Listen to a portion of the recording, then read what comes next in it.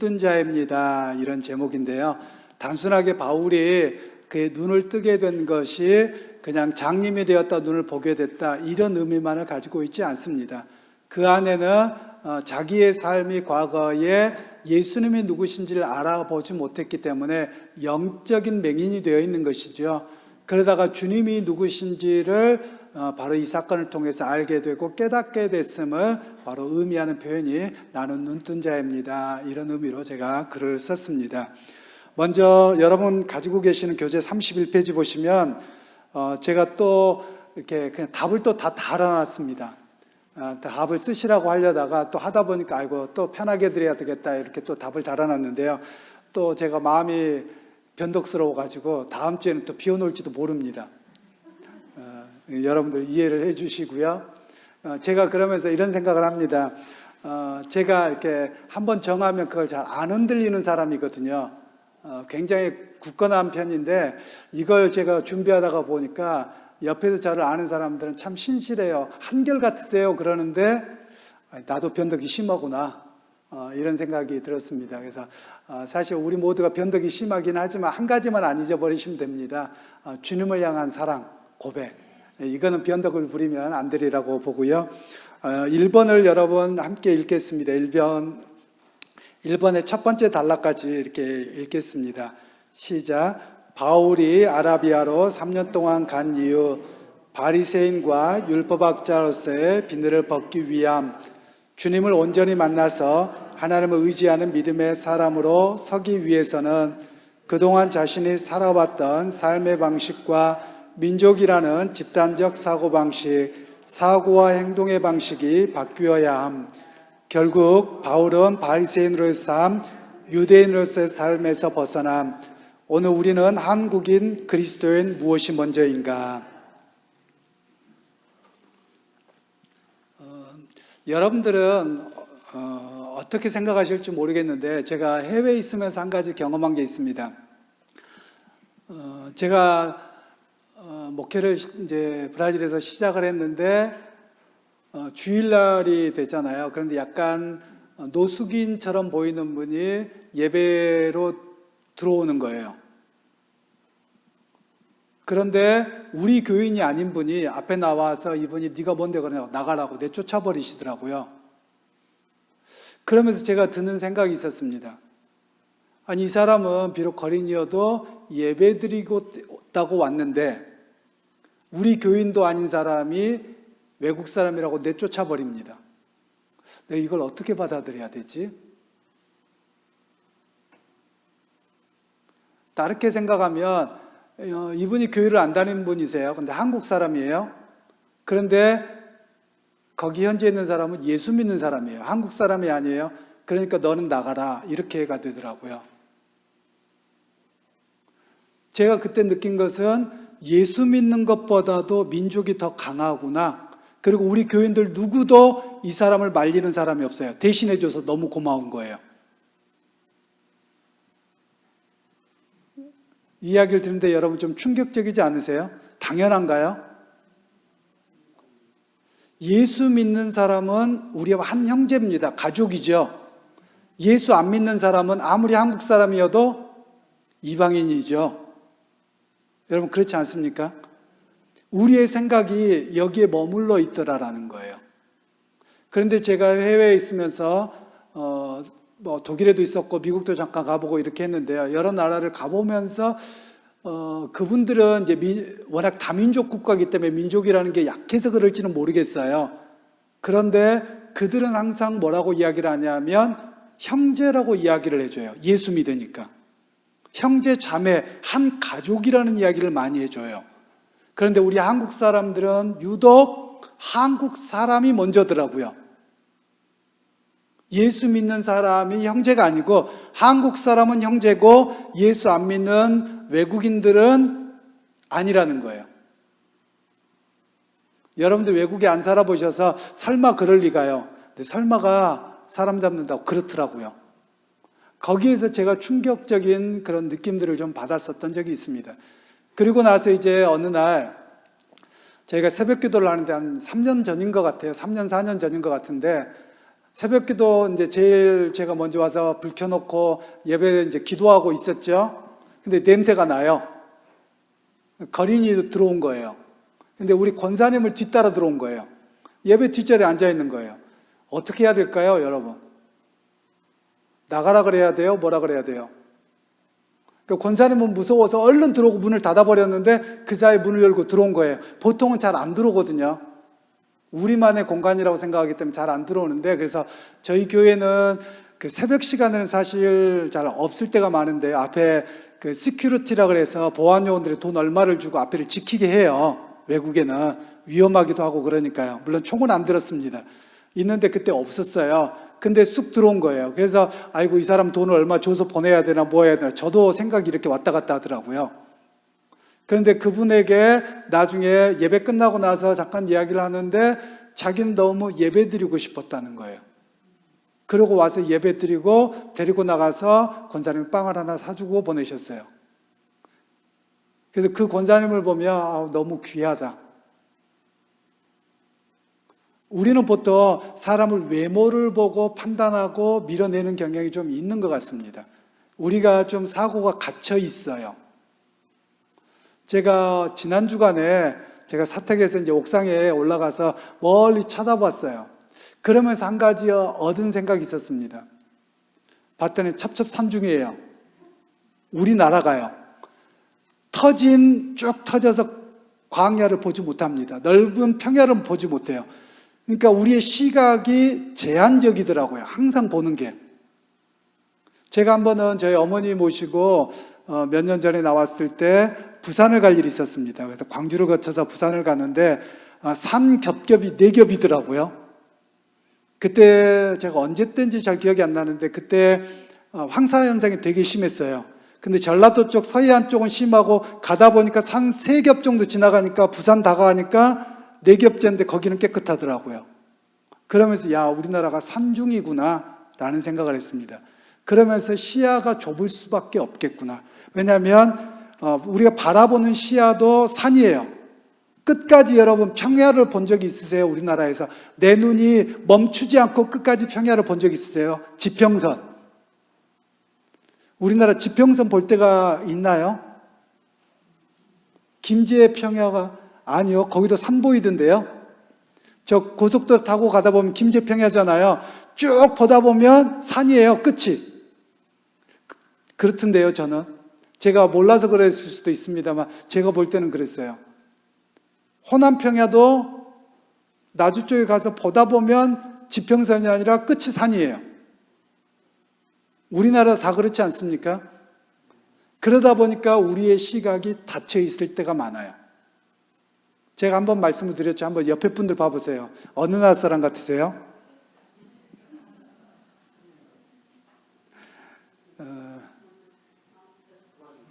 브라질 사람. 네. 감사합니다. 외국에 나가보니까 한국 사람들의 특징이 몇 가지가 있더라고요. 그 중에 하나가 뭐냐면 서로 의식을 많이 합니다. 동양 사람이랑 누가 가자 그러면 자꾸 쳐다봐요. 그러면 그 사람은 한국 사람이에요. 제가 독일에 있는데 일본 사람들은 별로 그런 거 안 해요. 근데 요즘에 중국 사람들도 좀 그렇게 많이 하더라고요. 그러고서 보면서 자꾸 사람 의식하고 쳐다보고 자꾸 여러 번 그러잖아요. 그럼 거의 100% 한국 사람입니다. 그러니까 한국 사람은 뭘 의식하냐면 남을 의식 많이 하는 거예요. 그 어디가 편한 줄 아세요? 한국 사람 안 사는 동네가 편한 거예요. 의식을 안 해도 되는 거예요. 그 정도로 우리가 남에 대한 그런 갇혀있는 사고 속에서 살아갑니다. 근데 우리만 그런 것이 아니라 오늘 사도 바울 시대의 유대인들이 그러합니다. 지금도 마찬가지고요, 유대인들이. 그러니까 한번 말씀드렸나요? 제가 브라질에서 이제 은행을 갔는데 은행에 이렇게 저는 항상 양복 입고 있었습니다. 목사 칼라나 양복을 입고 있어요. 근데 그 나라가 날도 햇살도 덥고 이러니까 양복 입고 사는 사람들이 그렇게 많지 않아요. 변호사들, 법조인들, 그리고 은행 직원들 외에는 이렇게 입고 살지 않습니다. 목사님들도 이렇게 안 입어요. 그리고 목사님들도 양복 입고 설교하는 분들 많지 않으세요. 저도 항상 이렇게 다녔어요. 그러고 나서 이제 앉아 있는데 옆에 할머니들이 뭐라고 이야기하는데 아우, 저 사람 봐, 저 사람이 한국 사람일까, 외국 사람일까?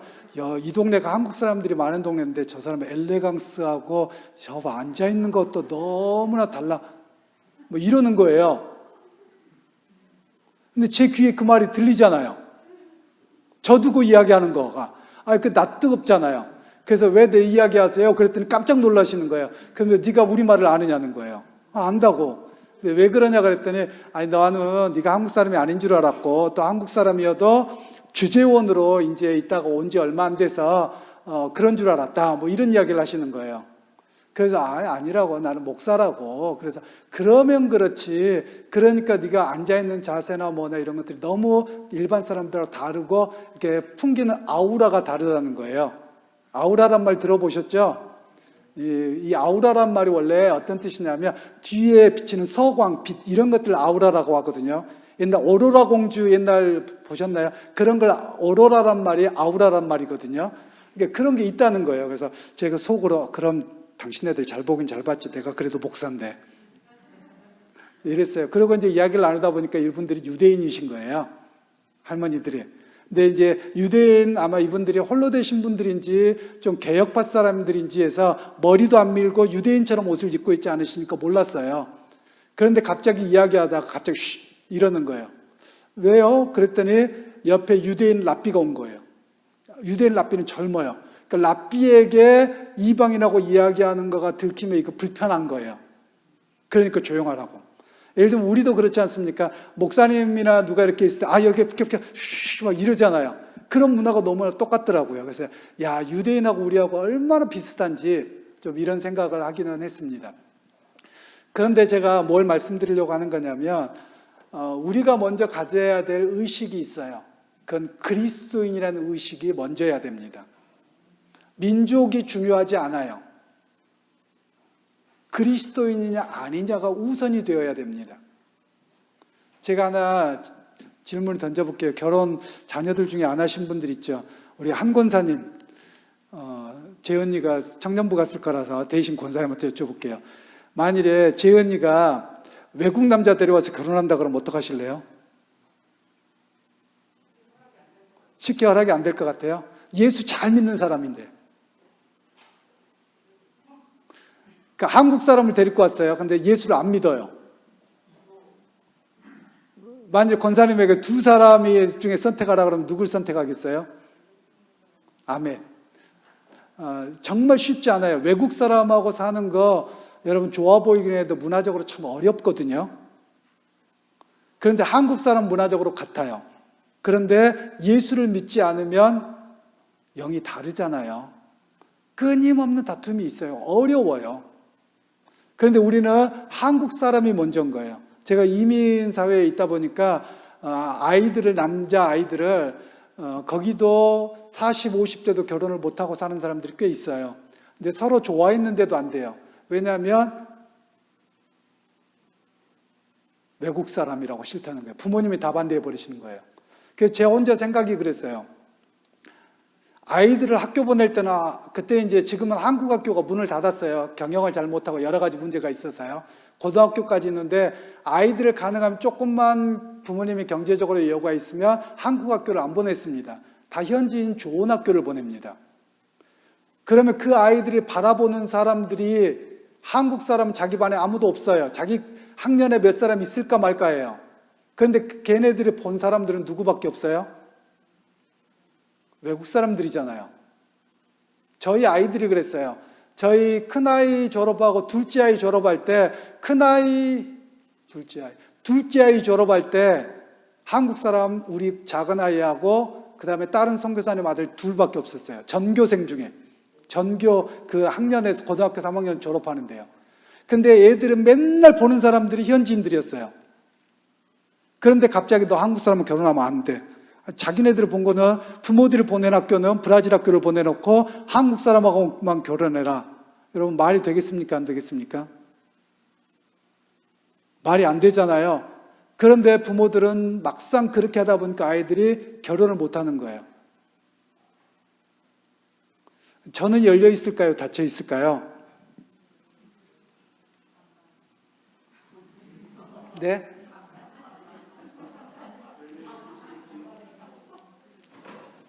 저희 아이들이 그래요. 아빠는 말로는 열려 있는데 가슴으로는 안 열려 있대요. 아, 그래서 그렇구나. 아이들이 느끼는 감정이 그랬답니다. 제가 그런 이야기를 했죠. 야, 그러지 마. 난 안 그랬어. 나는 원래 대학교만 졸업하고 외국 유학 갈 생각이어서 나는 외국 가서 외국 여자랑 결혼할 생각을 그때부터 가졌었는데, 그랬더니 아빠 말만 그렇대요. 근데 아빠 하는 걸 보니까 안 그렇대요. 그래서 그럴 수 있겠구나. 이게 저의 모습이더라고요. 우리는 말은 옳다고 하지만 내 정서가 못 따라가서 어려울 때가 참 있어요. 사도 바울도 그랬던 겁니다. 사도 바울도 그래서 자기가 무슨 시간을 가졌냐면 아라비아, 지금의 요르단 땅입니다. 그 지역으로 가서 그가 3년 동안 하나님과 씨름을 합니다. 자기가 가지고 있었던 유대인으로서, 바리새인으로서 그가 살아왔던 삶의 틀을 깨는 작업이 이 3년 동안 있었다는 말씀이에요. 그런데 오늘날 우리가 예수를 오래 믿어도 한국 사람이라는 틀, 또 여러 가지를 못 깨요. 그 중에 하나를 말씀드리면 전라도, 경상도 틀을 못 깨잖아요. 제가 그런 이야기를 한번 한 적이 있어요. 제가 브라질에서 목회하면서 거기 갔더니 외국에서도 전라도, 경상도 따지더라고요. 몇 사람 되지도 않는데. 그래서 제가 오직하며 전라도 믿습니까? 경상도 믿습니까? 예수 믿습니까? 이랬어요. 그럼 예수 믿어야죠. 근데 예수 믿는다고 말은 해놓고 전라도, 경상도를 믿고 있더라고요. 혹시 전라도 분들은 용서하십시오. 전라도 믿지 말고 예수 믿으십시오. 또 경상도 분들은 이해하십시오. 경상도 믿지 말고 예수 믿으십시오. 그리고 제가 좀 더 도전적인 질문을 하나 할게요. 박정희 믿지 말고 예수 믿으십시오. 제가 왜 이야기를 드리냐면 우리 교단에서 그 구미주에서 그분이 저기죠. 근데 그분은 예수도 안 믿었는데 그분 추모 예배를 100주년이라고 해서 드렸는데 저는 너무 기가 찼습니다. 예수라도 믿었으면 좋겠는데 예수 안 믿었던 분이거든요. 그분 지옥에 가 있는데 왜 그 사람 추모 예배를 드려요? 그리고 여러분 한번 생각해 보십시다. 박정희 대통령이 우리나라를 잘 살게 했습니까? 하나님이 잘 살게 하셨습니까? 이 신앙 고백이 제대로 있으셔야 돼요. 그런데 너무나도 많은 크리스천들이 박정희가 그렇게 했다는 거예요. 그 사람도 그때 쓰임받은 사람이에요. 하나님이 은혜를 안 주셨으면 불가능한 일이에요. 그런데 교회 안에서도 제가 어떤 표현까지 썼냐면 우리의 한국 사람들에게 박정희 메시아론이 있어요. 마치 박정희가 메시아 같은 메시지를 좀 갖고 있어요. 그래서 우리나라에 여러분들의 좀 정치인들을 볼 때도 정말 잘 보셔야 됩니다. 메시아는 예수님밖에 없어요. 그리고 하나님의 은혜 주셔야지 우리가 부강하고 흔들리지 않는 것인데 너무 그쪽으로 치우치면 안 됩니다. 또 제가 보니까 어떤 분들은 김대중 씨에게 너무 심취해 있는 분이 있으세요. 그래서 김대중 선생님 안 하면 어떤 지역 가면 큰일 나더라고요. 그냥 김대중 씨 해도 되고요. 그냥 김대중 해도 돼요. 그런데 이런 것에 예수 믿는 사람들도 마찬가지더라는 거예요. 그런데 여러분 다 수고하고 애쓴 것들은 있어요. 그런데 하나님이 도와주셔야 되는 겁니다. 그 신앙이 우선이 되어야 돼요. 그래서 그걸 깨트려야 됩니다. 왜냐하면 바울이 그걸 깨트렸거든요. 바울이 생각하는 율법주의자 그리고 가말리엘 문화생에서 자랐어요. 그러면 그들에게는 가말리엘이 누구냐? 그들은 메시아처럼 믿고 살았어요. 그래서 가말리엘이 해석해 준 게 법이었어요. 해석해 준 게 하나님의 말씀이었어요. 그렇게 살아왔거든요. 그런데 그걸 그가 3년 동안 씨름하면서 깨트렸다는 말씀이에요. 그러니까 오늘 우리가 깨트려야 될 게 이런 사고방식들 그리고 여러 가지들을 깨트려야지만 진정 주님을 쫓아 살아가는 사람이 되는 겁니다. 자, 그리고 그 다음 밑에 읽겠습니다. 시작. 누구의 영향도 받지 않고 성경과 주님의 연관성에 대한 공부, 누가 그러더라는 말만 반복하고 있는 우리의 모습을 되돌아봐야 함. 마치 바리새인들의 전철을 따르고 있는 모습은 아닌가. 주님이 누구신가에 대한 깊은 말씀 앞에 자신이 마주해야 함. 무슨 말씀이냐면요. 제가 성경을 가르치고 하다 보니까 다들 뭐라고 하냐면 누가 그러더라라는 거예요. 누가 성경은 이렇게 해석하더라고 하는데 목사님은 그거 아닌 거 아니에요? 맨날 이래요. 아니 성경이 진짜 뭐라고 말씀하느냐고요. 성경 내놓고 이야기합시다. 그러는데 아니 누구는 그렇게 해석했고요. 그렇게 하래요. 그러고 자기는 책임 없다는 식으로만 자꾸 빠집니다. 바리새인들이 그랬거든요. 자기들이 불리하면 장로들이 유전이에요. 유전을 가지고 누가 이렇게 해석했으니까 그게 맞죠. 맨날 이렇게 이야기합니다. 지금도 마찬가지예요. 유대인들하고 이야기를 하잖아요. 그러면 랍비 누가 말씀하시기를 이래요. 그래서 무슨 이야기를 하다 보면 랍비가 그랬어. 꼭 이렇게 표현을 합니다. 우리로 이야기하면 목사님이 그래라 그랬어. 여러분 목사도 히브리 말로 따지면 랍비라고 불러집니다. 그런데 우리의 역할은 여러분들 말씀을 잘 이해하도록 연결하는 그런 역할이에요. 근데 말씀의 최종적인 것으로 부딪혀야 될 사람은 여러분 각자입니다. 그런 부분에서 바리새인으로 살던 바울이 넘어졌어요. 이런 모습은 여러분에게만 있는 게 아니라 저희와 같은 목회자들, 교수들도 그러합니다. 신학교 교수님들도 보면 좀 이야기를 하잖아요. 그러면 맨날 똑같은 앵무새 반복하고 있어요. 아니 그 소리 하지 말고 진짜 이야기해 보자고 제가 그래요. 제 친구 중에 신학교 교수님 친구들이 몇 있어요. 제가 몇 년 전에 만났는데 무슨 이야기를 하더라고요. 그래서 제가 뭐라고 하는지 아세요? 야 가만히 있어. 넌 교수하지. 근데 목회를 미음도 모르는 애가 뭔 아는 소리를 해. 오죽하면 제가 이렇게 했겠습니까? 목회의 경험이 없어서 목회 현장을 몰라요. 그런데 누가 그러더라 맨날 이런 이야기만 하고 있는 거예요. 그런 자리에 서지 말고 목회를 경험하고 그리고 성도들 삶의 현장이 어떠한 것인지를 바르게 알고 이야기해. 이런 이야기를 한 적이 있거든요. 그랬더니 그 친구가 미국으로 목회하러 가버렸어요. 제 이야기 때문은 아니겠죠. 사모님하고 아이들이 미국에 있었는데 결국은 그 자리에 가서 목회가 훨씬 더 낫더랍니다. 교수보다도. 그래서 목회가 역시 하나님의 백성들과 함께하는 그 시간이 얼마나 감사한지 그런 이야기를 하더라고요. 그 다음을 읽겠습니다. 사고와 삶의 방식 변화, 율법 중심에서 예수 그리스도 중심으로 사람은 자신이 듣고 본 것에 따라서 사고하고 행동함. 교육은 장점이 크지만 때로는 과거를 답습하도록 하고 행동 방식을 유발하기도 함. 갇힌 세계관으로 인한 대표적인 실패, 노예제도와 제국주의. 이 말씀은 이걸로 설명을 드려볼게요. 저나 여러분들이 하나 성경을 잘못 배운 부분이 있습니다. 그는 백인들에게 우리가 복음을 듣다 보니까 잘못되어진 것인데요. 우리는 보통 셈, 함, 야벳, 노아의 세 아들을 이야기합니다. 그러면서 흑인들은 함의 자손이어서 그들은 뭐 해도 된다? 지배받아도 된다라는 의식이 우리 안에 들어와 있어요. 그런데 성경에 잘 봐보세요. 함의 자손을 가나안의 아들이라고 표현해요. 가나안 땅에 사는 사람이에요. 흑인이 아니에요. 그 야벳 족속은 뭐냐? 백인이라고 말하고, 그리고 셈 족은 우리와 같은 황인종이라고 말하는데 성경에서는 황인종인지 백인지형인지 흑인종인지를 말씀하고 있지 않아요. 그런데 이들이 왜 그렇게 잘못된 세계로 가냐면 결국은 15, 16세기에 있었던 유럽의 산업혁명이 있었죠. 그걸 통해서 그들이 제국주의가 됩니다. 그러면서 그들은 노예를 잡아서 돈을 안 주고 경제적으로 크게 성공해야 되기 때문에 그들을 잡아서 노예를 삼잖아요. 그리고 나서 그들의 신학적인 사고방식을 넣어줍니다.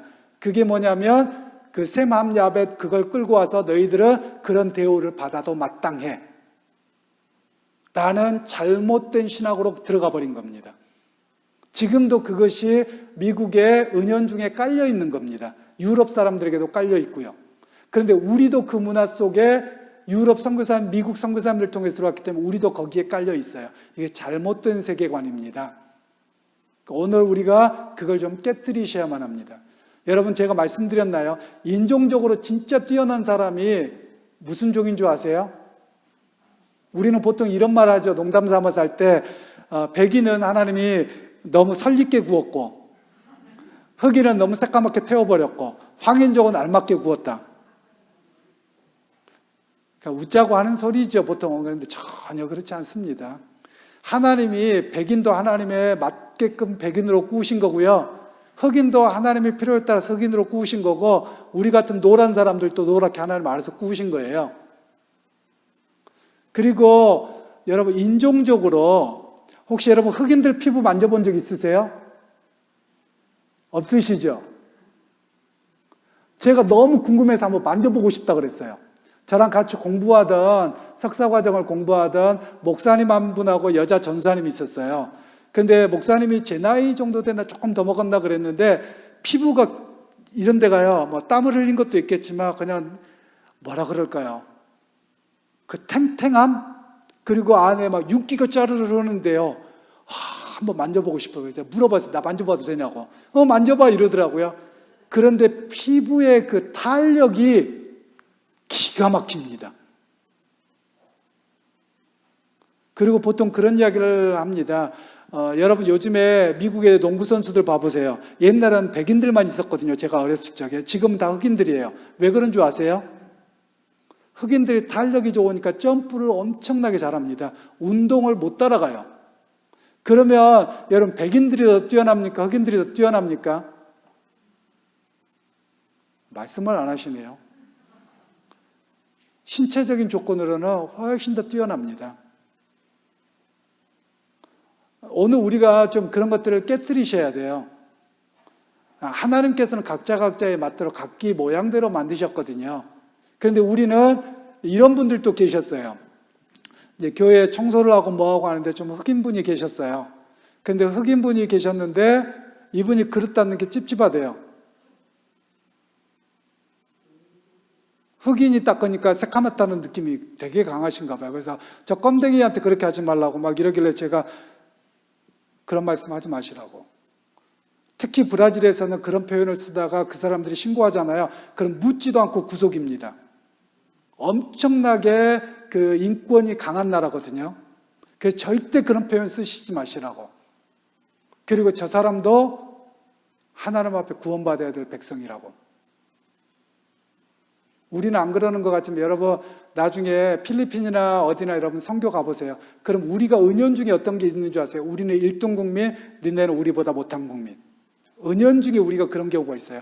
천만의 말씀입니다. 나라가 큰 나라일수록 경제적으로 못 올라온 것 같지만 여러분 자존심이 무지 셉니다. 그래서 그걸 건드리면 안 돼요. 그리고 우리가 지금은 경제적으로 좀 더 나았다고 하지만 어떻게 될지 모르거든요. 그러니까 경제적인 것으로 우리가 1등 국민이나 뭐다 이렇게 보아서는 아니 된다는 겁니다. 오늘 우리가 그걸 좀 잊지 않으셔야 되고요. 자, 그 다음에 사고의 회심 시간 거기 있도록 하겠습니다.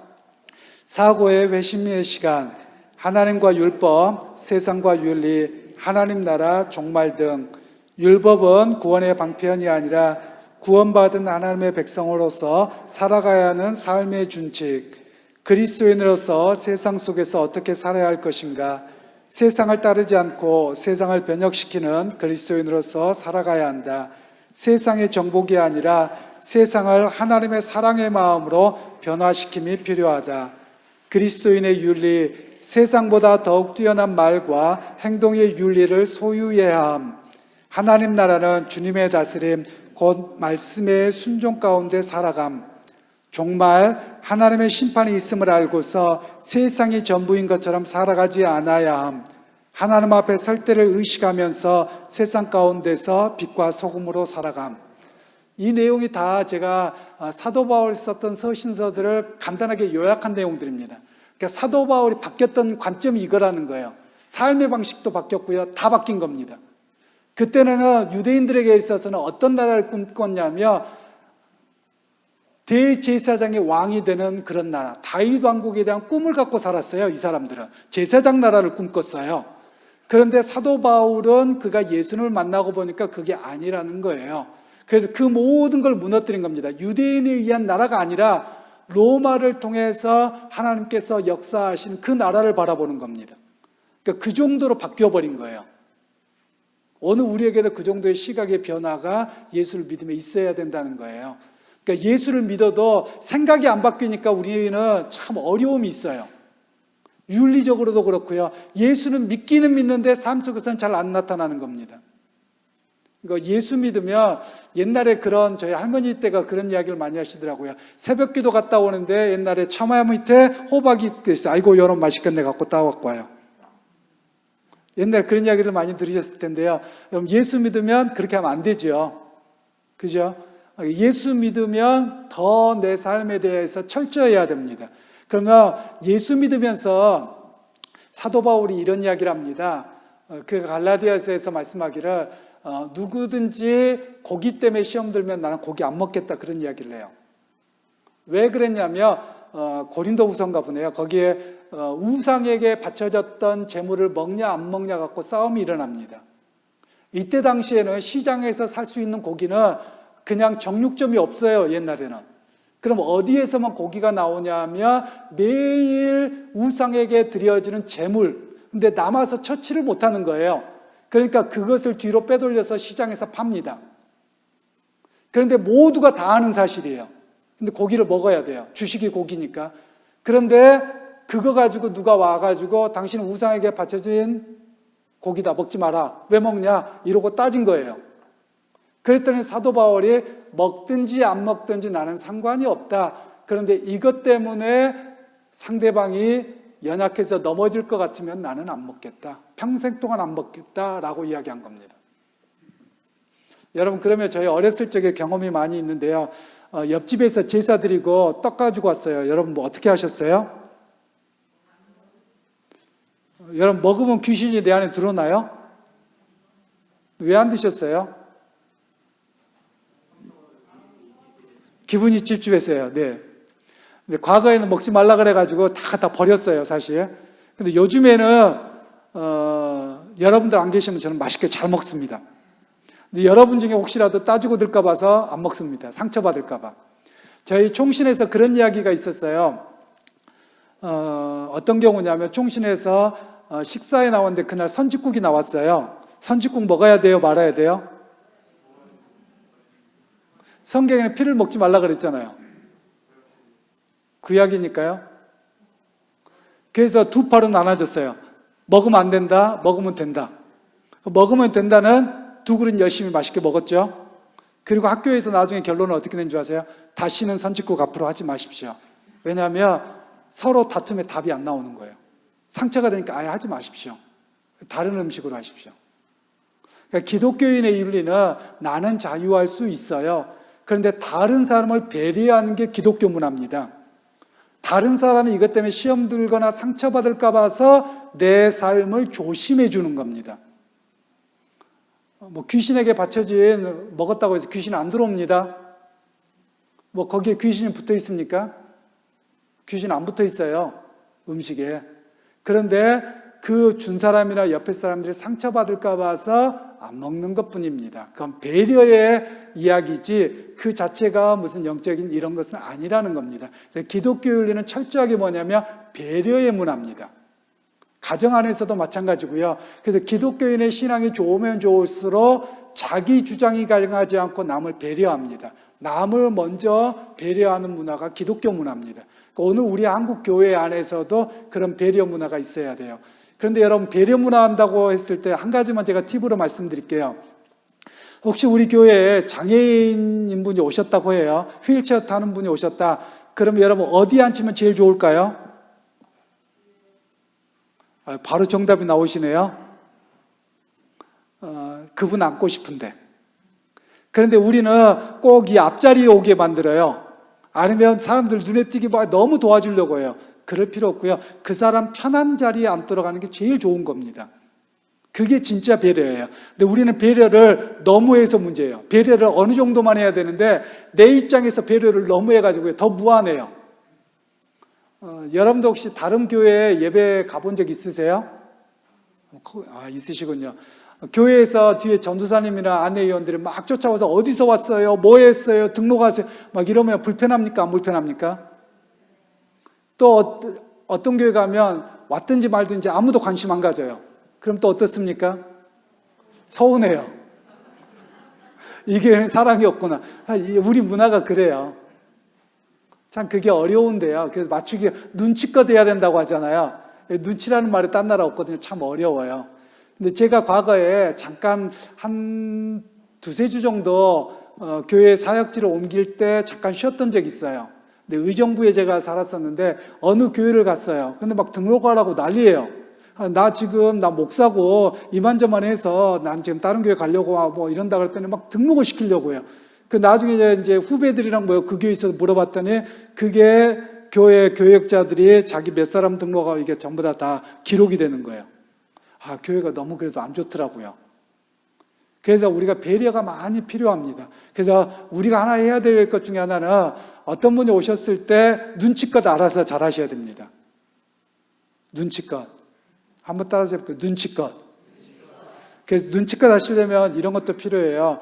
너무 막 알게 해가지고 막 그러면 그것도 불편하고요. 또 표 안 나게.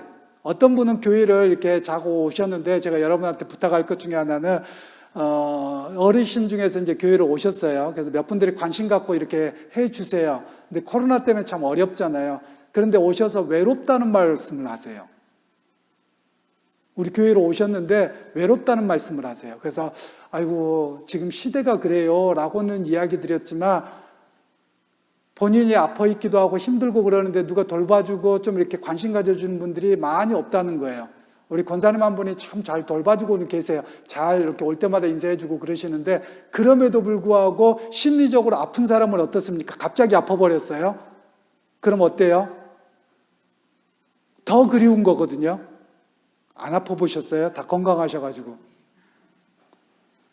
아프면 더 서운한 거거든요. 그럴 때 조금 더 배려해 주는 겁니다. 조금 더 관심 가져줌이 필요해요. 이제 그러면 어떤 마음이 드냐면 아, 내가 우리 교회구나, 우리 한 가족이구나 이런 걸 누릴 수 있거든요. 오늘 우리가 그랬으면 좋겠습니다. 네, 그리고 큰 2번을 읽어보도록 하겠습니다. 3년의 시간 이후에 돌아온 바울, 구약에 대한 재해석의 시간을 통해 철저히 그리스도인이 됨. 해석, 예수 그리스도 안에서 구약을 볼 때 바르게 보인다. 구약은 예수 그리스도의 오심을 위한 준비의 과정으로서 구속사이다. 하나님의 구원 역사라는 거예요. 그러니까 신약을 알지 못하면 구약을 아무리 봐도 뭔 말인지를 못 알아보는 거예요. 예수님을 영접하고 그분을 통해서 구약의 약속이 어떻게 완성되었는지를 보고 나서 구약을 보잖아요. 그러면 구약에 이런 말씀이었구나, 이런 약속이었구나를 보게 된다는 거예요. 오늘 우리에게 그런 시각에 성경에 대한 시각만이 아니라 삶에 대한 시각도 그러합니다. 어떤 분이 그런 이야기를 하세요. 여러분, 코로나가 하나님의 심판입니까? 아닙니까?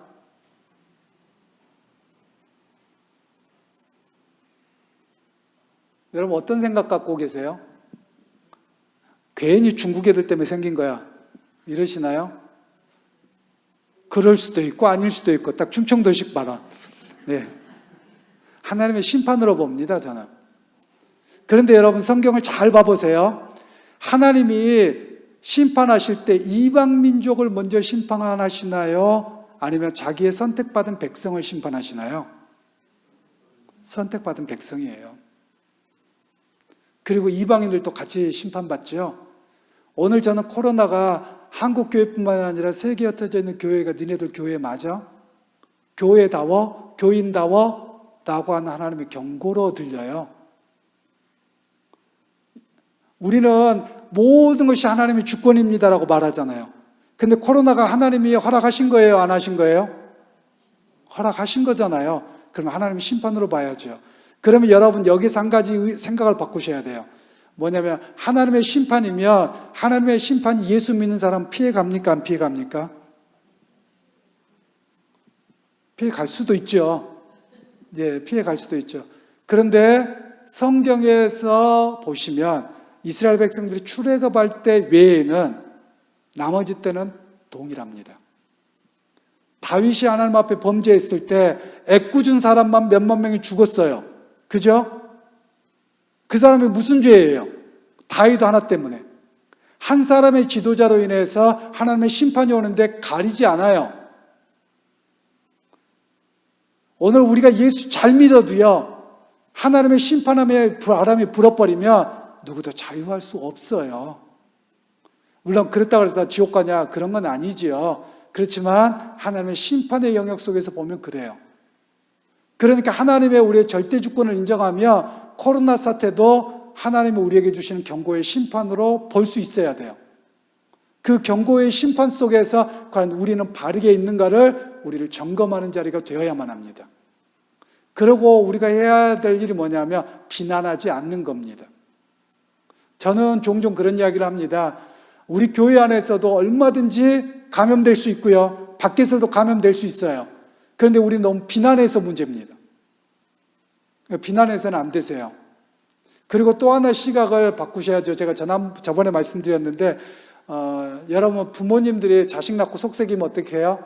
꼭 너도 너 같은 딸내미, 너 같은 아들내미 낳아서 너도 똑같이 키워봐라. 우리 그런 표현을 하기보다도 우리가 좀 바꾸셔야죠. 하나님께서 너에게 복 주시길 원하고 너의 삶의 걸음걸음에 날마다 함께 하시길 원한다. 내가 언제든지 너를 위해서 기도한다. 이런 부모님이 되었으면 좋겠어요. 아멘. 여러분 꼭 그런 부모님들이 되셔서 역시 우리 엄마 아빠의 기도가 있어서 내가 이렇게 살아가는구나. 그런 고백들이 자녀들에게 들려지도록 하셔야 될 겁니다. 네, 그리고 그 밑에 읽겠습니다. 의심과 적대감, 그의 과거의 삶의 모습으로 인한 그리스도인들의 두려움과 염려, 레위 지파 바나바가 사도들에게 소개시켜준 바나바 권위 있는 자, 사도행전 4장 36절로 37절 말씀, 바나바가 자신의 밭을 팔아 그 값을 사도들의 발 앞에 둠, 어려운 이들을 위해서 자신의 것을 헌신함, 예루살렘 교회에서의 지도자로서의 바나바. 지금 오늘 본문을 읽은 내용이하고 연관되는데요. 바울을 사도들에게 소개시켜 줍니다. 근데 바울이 원래 사울이었잖아요. 이 사람은 핍박자였어요. 모든 그리스도인들이 두려워하는 사람이었습니다. 그러면 여러분 이 사람을 보증 쓰겠다고 할 수 있는 사람이 있겠습니까? 우리 한국 사람들은 좀 쉽지 않을 것 같아요. 한번 찍히면 여러분 어때요? 다 해병대를 나오셨나 봐요. 우리 한국은. 그래서 한 번 해병은 영원한 해병이라고 그랬는데 우리 한국은 한 번 찍히면 영원히 찍혀요. 이 사람이 예수 믿다 바뀌었다 그래도 안 믿어주는 거예요. 그래서 나온 속담이 뭔지 아세요? 콩으로 매주 써도 안 믿는다고. 여러분 콩으로 매주 쓰면 매주 나오죠. 왜 못 믿어요? 콩으로 매주 안 쓰나요? 콩으로 매주 쓰더라고요. 근데 우리는 이런 속담 때문에요. 그리고 또 있잖아요. 뭐냐면 머리가 검은 짐승은 거두면 안 된다고. 여러분 이제 저도 좀 많이 하얘져 가지고 괜찮겠죠? 여러분 하나님께서 우리를 당신의 인격으로 만드셨어요. 그러면 사람이 변할 수 있음을 우리는 믿고 끝까지 인내하셔야 돼요. 그래서 생각을 좀 바꾸시면 제가 아까 초반에 말씀드렸잖아요. 제가 잘 이렇게 이랬다 저랬다 안 하는 사람이에요. 굉장히 그걸 싫어합니다. 제가. 그런데도 불구하고 제가 오늘 이거 교재를 만들어 드리면서 마음이 변덕이 심해서도 다 해드렸잖아요. 근데 이런 변덕스러운 저를 하나님이 용서하셨어요. 하나님이 이렇게까지 용서하시고 그냥 모른 척 해주시는데 나는 어떻습니까? 잘 안 돼요. 지금 제가 많이 사람이 됐습니다. 요즘에는 제가 그 삶의 자리에서 어땠냐면요. 제가 2번까지는 용서합니다. 근데 3번은 용서 안 합니다. 제 성품이 그래 왔어요. 2번까지는 용서를 하는데 3번째까지 그랬다 그러면 난 더 이상 안 보는 사람이에요. 용서도 안 하고요. 근데 곰곰이 성경을 묵상하다 보니까 하나님 편에서 보면 아이고 하루에 3번이겠어요. 여러분 어떠세요? 하루에 몇 번이나 죄 짓는 것 같으세요? 하루에 한 번도 죄 안 짓는다.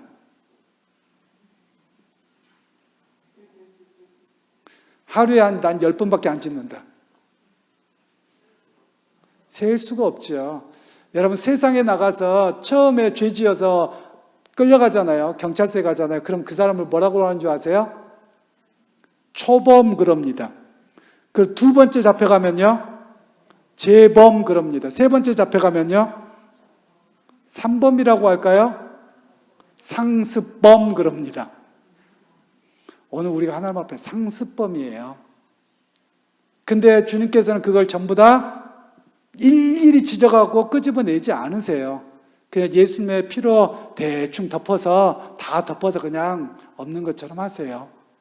오늘 우리에게 그런 넉넉함이 좀 필요합니다. 그래서 우리 옆에 분들 보시면서 좀 이렇게 인사하실래요? 나 좀 잘 봐주세요. 나 좀 잘 봐주세요. 예. 잘 덮어주세요. 아멘. 또 한 번 할까요? 실수에도 넘어가 주세요. 아멘. 여러분 다 실수할 수 있잖아요. 넘어가 주셔야 돼요. 우리 하나님은 그렇게 하셨잖아요. 자, 그리고 바리새인들에게 기대했던 것 읽겠습니다. 사고와 토론을 즐김, 한 번쯤 들어보리라 기대. 내가 주장하는 것이 옳은가? 내가 믿는 하나님은 누구인가? 내가 바라보는 메시아는 누구인가? 율법은 무엇을 말하는가?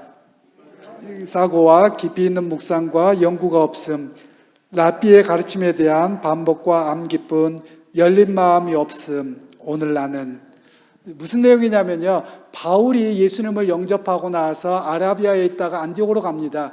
그래서 거기에서 자기도 바리새인이었기 때문에 여러분 끌리는 게 좀 있기도 했겠잖아요. 그래서 바리새인들에게 갔는데 오히려 자기를 죽이려고 하는 겁니다. 그러면서 그에게 들은 생각이 이런 내용들인 거예요. 그래서 바울이 한 번쯤은 들어볼 줄 알았어요. 그런데 귀를 닫고 듣지도 않는 겁니다. 그리고 하나님의 말씀은 가까이 했다고 하면서도 어쩜 그렇게 꽉꽉 막혀 있는지. 사실 이게 우리의 부끄러운 고백이기도 한데요. 여러분 예배를 드릴 때 말씀을 전하면 목사님들이 제일 은혜 받겠습니까? 제일 은혜 못 받겠습니까?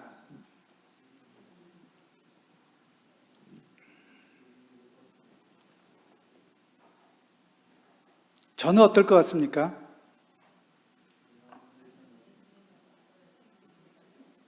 감사합니다. 아멘. 제가 대학 다닐 때 신학대학을 공부했잖아요. 그래서 저희가 훈련하는 게 뭐냐면 설교 비판 능력이 굉장히 높습니다. 그 훈련을 많이 합니다. 근데 비판을 하다 보니까 뭐가 되냐면 하나님 메시지로 듣지 않는 거예요. 그래서 저 사람 설교 잘했네, 못했네, 뭐가 있네 이러고 있는 거예요. 근데 우리만 그러냐? 그렇게 훈련 받아놓으니까 성도들을 어떻게 만들었냐면 성도들도 그런 거예요. 아, 우리 목사님 설교 잘하네, 뭐하네, 매하네. 하나님의 말씀으로 듣지 않는 거예요. 제가 예전에 충영교회에서 교사로 섬겼었는데요. 성가대도 봉사했는데요. 충영교회 원로 목사님으로 계시는 김창인 목사님, 그분 설교 훨씬 못하셨는데요. 다른 거 하나님 그런데 다 눈물 터지더라고요. 메시지 별로 없어요. 그런데 모두가 다 은혜를 받는 거예요. 그런데 박사인 목사님이 해도 아이고 김창인 목사님보다 잘하네 못하네 그래요. 내가 보기에는 신학적으로 따지고 설교학적으로 따지면 100배 1000배를 잘하는데도 그래요. 오늘 우리는 하나님의 말씀을 들을 때 목사님들이 이게 너무나도 단점이에요. 저도 그래서 회개를 참 많이 했습니다. 여러분 제 모습을 나중에 한번 봐보세요. 제가 우리 전도사님이 됐든 강사님이 됐든 설교하면 저는 강단에서 내려옵니다. 제가 왜 내려오는 줄 아세요? 은혜 받고 저도 하나님의 말씀을 들어야 될 청중이지 그때는 메신저가 아니에요. 만일 우리 장로님들 중에서도 메시지 전하실 수 있어요. 전 강단에서 내려옵니다. 왜냐하면 오늘 하나님의 메신저는 누구예요? 강단에 세워진 사람이에요. 그럼 나는 누굽니까? 말씀을 들어야 될 청중이에요. 저는 제가 설교를 하지만 저도 그 메시지를 저도 듣습니다. 나도 하나님 앞에서 말씀을 들어야 될 사람이에요. 나는 예배 드리고 나는 예배 인도하고 여러분만 예배 드리라. 여러분 이것도 잘못된 것이죠. 나도 하나님 앞에 예배자로 서 있는 거예요.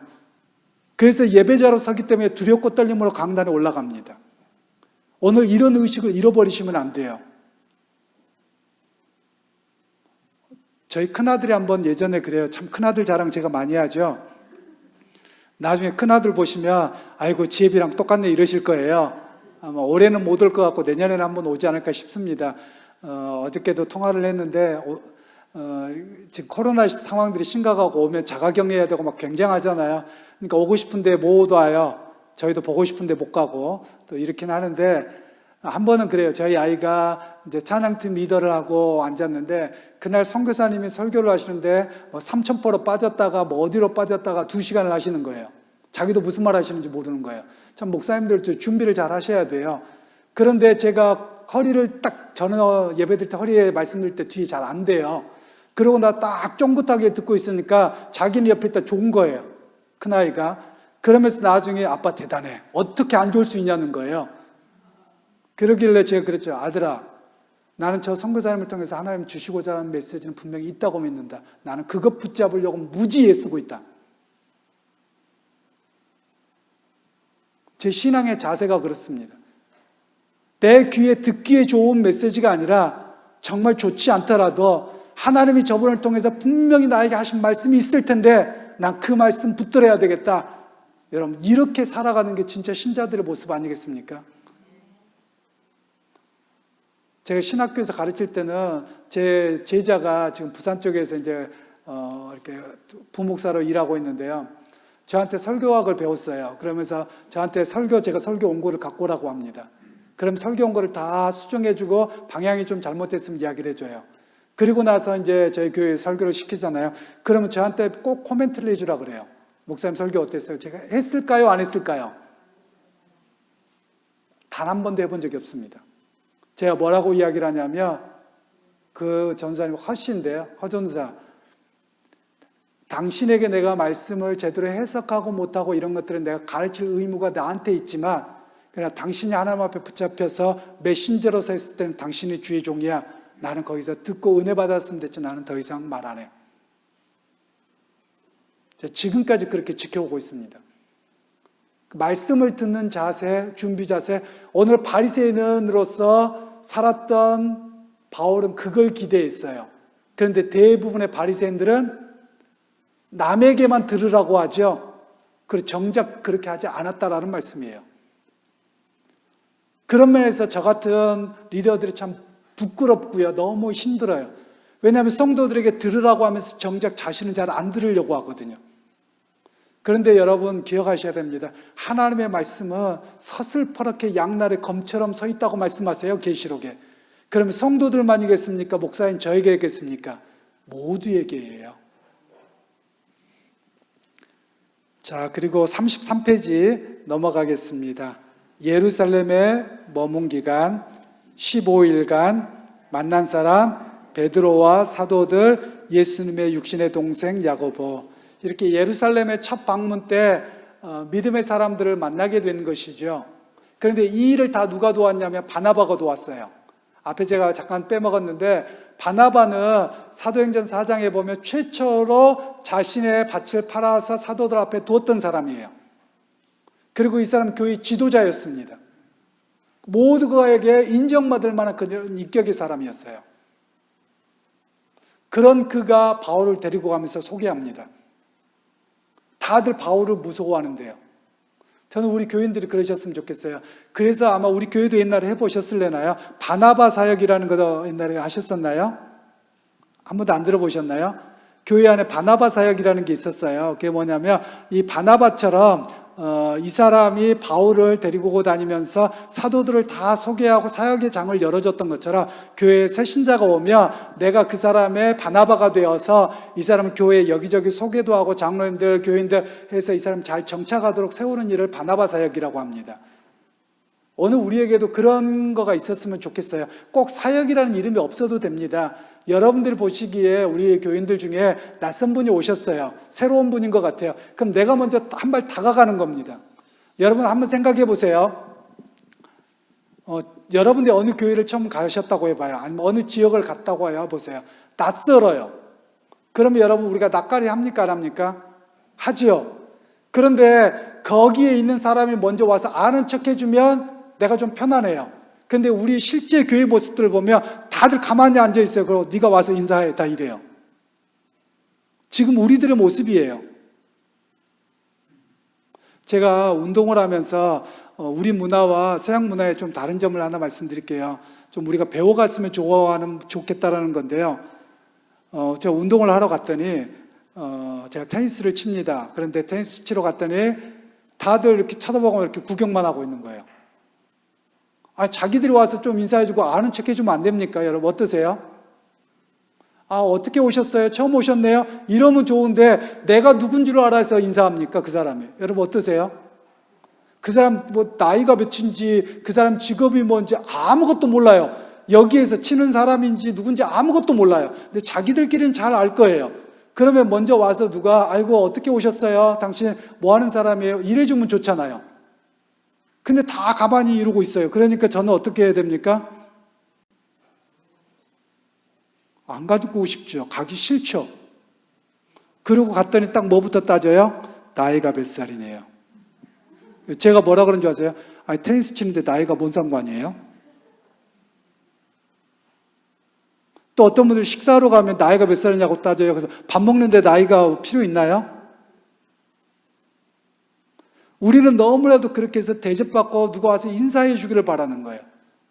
교회 모습은 그러면 안 되죠. 우리가 먼저 가서 우리 교인들이 먼저 해주는 거죠. 그럴 때 그분들이 교회가 사랑이 있고 따뜻하구나. 예를 들면 여러분 새로 오신 분들 데리고 다니면서 인사하는 게 이 사람이 누가 누군지 알아요? 몰라요? 여러분 인사 다 시켰어도 이 사람은 기억 하나도 못합니다. 근데 여러분들은 다 알고 나서 왜 저 사람 인사 안 하지? 그 사람이 새로 오신 분이 언제까지? 알 때까지 인사하는 겁니다.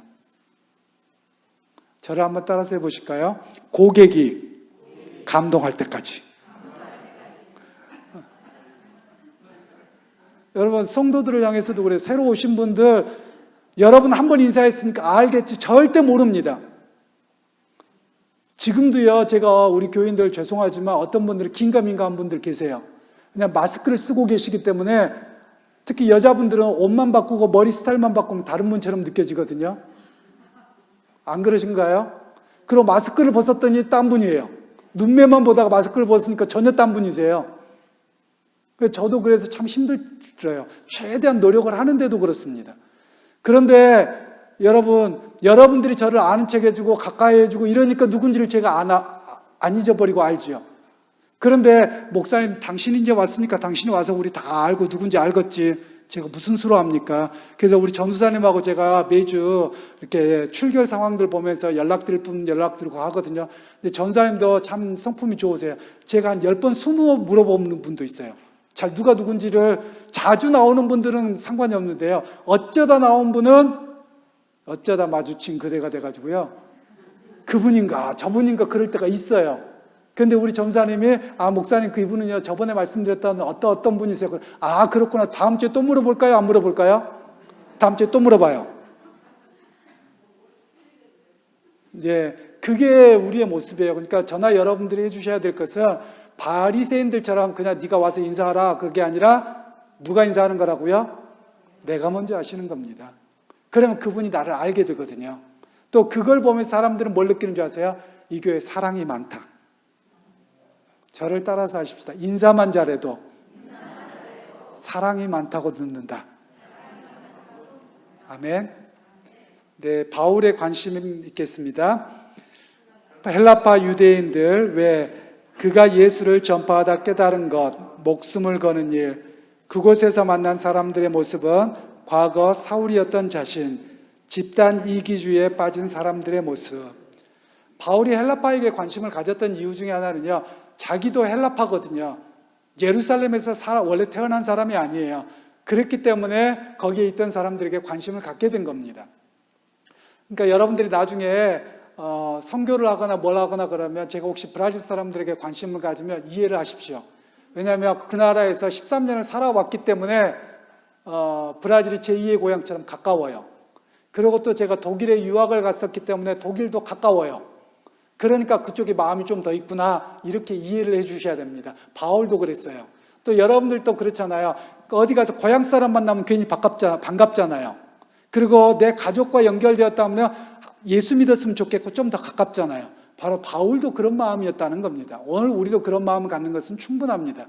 근데 그것으로 세력을 형성하면 안 되지만 그런 관심을 갖는 것은 너무나도 당연한 모습인 것을 이야기합니다. 그런데 그 사람들의 헬라파 바리새인들이 어떻게 해요? 집단 이기주의에 빠집니다. 그래서 우리와 같은 생각 아니면 쳐내는 거예요. 우리와 같은 생각 아니면 이건 잘못된 것이죠. 예를 들면 우리 교회가 제가 하나를 드러내겠습니다. 우리 교회가 여러분 어떤 분들 중에서 보니까 그런 이야기를 하시더라고요. 우리 서소문교회보다도 나는 옛날에 서문교회 출신인데, 나는 옛날에 저 밑에서 내려온 교인인데, 나는 원래 여기에 있었던 교인인데. 여러분 이런 이야기는 이제 나오면 안 되는 거예요. 은연중에 깔려 있으면 안 돼요. 우리는 다 어떤 교인입니까? 서서문교회 교인입니다. 과거의 것을 가지고 머물러 있으면 안 돼요. 이게 집단 이기주의가 되거든요. 그럼 나중에 어떻게 되는 줄 아세요? 아, 저 사람은 옛날에 서문교회 출신이니까 찍어주자. 옛날에 밑에서 내려온 사람이니까 더 가깝고 믿어주니까 뭐 해주자. 이렇게 가버려요. 이게 바로 사도 바울 시대의 집단주의 이기적인 바리새인들의 모습이었어요. 그래서 한국 교회가 바리새적이 됐다는 모습이 이거예요. 또 제가 뭐 언제 투표할지는 모르겠습니다만 투표를 할 때 여러분 진짜 기도 많이 하셔야 돼요. 언제 할지는 모릅니다. 정해진 것도 아무것도 없고요. 제 계획 속에도 아직 없습니다. 그런데 내가 아는 사람은 찍어주려고 그래요. 그런데 내가 모르는 사람 안 찍어주려고 해요. 열심히 봉사해도. 지금 교회가 그래요. 그리고 나랑 고향이 같다더라 그럼 무조건 찍어주려고 그래요. 그런데 보면 믿음이 그만큼 안 됐어요. 성경적으로 보면 세우면 안 되는데 세워줘요. 여러분들이나 여러분 리더 되는 분들이 먼저 참여하셨기 때문에 꼭 기억하셔야 됩니다. 그래서 성경 말씀을 따라서 그만한 헌신하고 그리고 될 만한 분을 세워주는 게 옳은 일이고요. 아무리 가깝고 뭐하고 하더라도 여러분 그분들 직분을 잘못 세워놓으면 그분 신앙이 마이너스가 됩니다. 꼭 그걸 아셔야 됩니다. 자, 그리고 6번, 7번 읽겠습니다. 복음을 받아들이지 않는 가장 큰 이유는 집단 이기주의에 빠졌을 때 나타나는 현상은, 이거 좀 깊이 생각해 보시라는 내용인데요. 복음을 받아들이지 않았던 이유는 자기들과 생각이 같지 않은 거예요. 그리고 바울이 조금만 타협했으면 괜찮았을 거예요. 뭐라고 이야기하냐면 율법주의자들이 율법도 지키고 예수님도 믿자는 거예요. 근데 바울은 그걸 양보합니까 안 합니까? 양보 1도 안 합니다. 그러니까 바울을 핍박하는 거예요. 오늘 우리도요, 하나님의 진리의 말씀을 따라가야 되는데 양쪽 다리 잘 잡으면 대충 넘어가요. 그런데 여러분 그거는 복음이 아니잖아요. 온전한 복음이 아니잖아요. 온전한 복음은 오직 믿음으로입니다. 거기서 안 흔들려야 되죠. 그리고 집단 이기주의에 빠지잖아요. 그러면 여러분 옳고 그름이 안 보입니다. 내 조직만 옳은 것 같아요. 그 집단 이기주의에 빠지지 않도록 해야 돼요. 우리 한국 사회가 한국 사회뿐만 아니라 전 세계적으로 지금 그게 심해지고 있는데요. 집단 이기주의적 현상이 너무 강해집니다. 정치적으로도 그렇고요. 경제적으로도 그렇습니다. 그래서 자기의 이권을 지키는 것이 최우선이 되어가고 있어요. 이건 하나님의 공의가 아닙니다. 오늘 거기에서 우리가 깨어나셔야 돼요. 그래서 하나님의 복음으로 변화되는 일이 쉬운 일이 아닙니다. 한번 옆에 분들 보고 이렇게 인사하실까요? 복음으로 사는 게 참 어려운 일입니다. 복음으로 사는 일이 참 어려운 일입니다. 여러분 그런데 하나님 오늘 또 복음으로 사는 사람을 찾으세요. 좀 힘들더라도 여러분 우리의 생각과 많은 것들이 복음으로 완전히 변화되는 그런 자리에 있는 저와 여러분이 되시기를 소원합니다. 아멘.